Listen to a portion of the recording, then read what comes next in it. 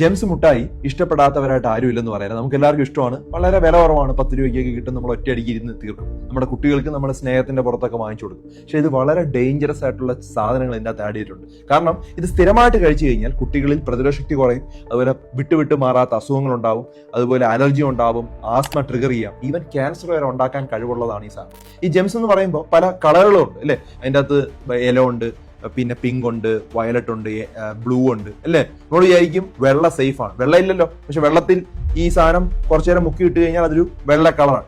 ഈ വെള്ള വരെ പ്രശ്നമാണ്. വെള്ള എന്ന് പറഞ്ഞാൽ ശരിക്കും ടൈറ്റാനിയം ഡയോക്സൈഡ് E171 എന്നുള്ളൊരു സാധനമാണ് ഈ വെള്ള. അത് തന്നെ പല തരത്തിലുള്ള പ്രശ്നങ്ങൾ ഉണ്ടാവും. നമ്മുടെ യൂറോപ്യൻ ഫുഡ് സേഫ്റ്റി അതോറിറ്റി 2022 മുതൽ ഇത് ടോട്ടലി ബാൻഡാണ്, ഉപയോഗിക്കാൻ പാടില്ല. അതാണ് നമ്മൾ ഇന്ത്യയിൽ കോമൺ ആയിട്ട് ഉപയോഗിക്കുന്ന സാധനം. ഇത് France, Germany, Netherland, Austria, Denmark, Norway, European union ഇത്രയും സ്ഥലങ്ങളിൽ ഇത് ബാൻഡാണ്. ഇപ്പോഴും ഇന്ത്യയിൽ ഇത് കൊടുക്കുന്നുണ്ട്. ഇതുപോലെ യെല്ലോ കളർ കൊടുക്കുന്ന സാധനമാണ് നമ്മുടെ ടാട്രാസിൻ E102. അതും പ്രശ്നക്കാരനാണ്. അതും നമ്മുടെ ഹൈപ്പർ ആക്ടിവിറ്റി കുട്ടികളിലുണ്ടാവും, ആസ്മ ട്രിഗർ ചെയ്യും, അലർജി ക്ലാഷസ്, മൈഗ്രെയിൻ പോലുള്ള. ഇത് ഓസ്ട്രിയ, നോർവേ പോലുള്ള രാജ്യങ്ങളിൽ ഇത് ബാൻഡാണ്.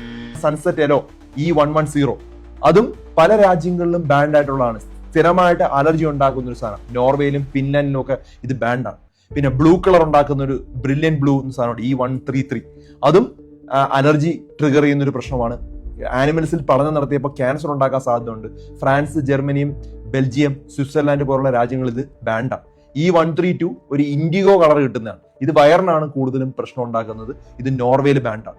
ഇനി അടുത്ത പറയുവാണെങ്കിൽ റെഡ് കളർ പലതും ഉണ്ട്. E124 ഉണ്ട്, അതുപോലെ തന്നെ എർത്രോസൈൻ എന്നൊരു സാധനമുണ്ട്. ഇതെല്ലാം പല രാജ്യങ്ങളിലും ബാൻഡാണ്. പക്ഷെ ഇപ്പോഴും നമ്മൾ ഉപയോഗിക്കുന്നുണ്ട്. USA അത് ബാൻഡാണ്. അപ്പം നോക്കിക്കേ, നമ്മൾ ഈ ഉപയോഗിക്കുന്ന ഈ ഫുഡിൽ ഉപയോഗിക്കുന്ന കളറും പല രാജ്യങ്ങളിലും ബാൻഡാണ്. ഇത് പ്രശ്നങ്ങൾ ഉണ്ടാക്കുമെന്ന് നിങ്ങൾ 2 മിനിറ്റ് ഒന്ന് സെർച്ച് ചെയ്താൽ നിങ്ങൾക്ക് തന്നെ സ്വന്തമായിട്ട് കണ്ടെത്താനായിട്ട് പറ്റും. പക്ഷെ ഇപ്പോഴും നമ്മൾ ഇങ്ങനെ കൊടുക്കണം.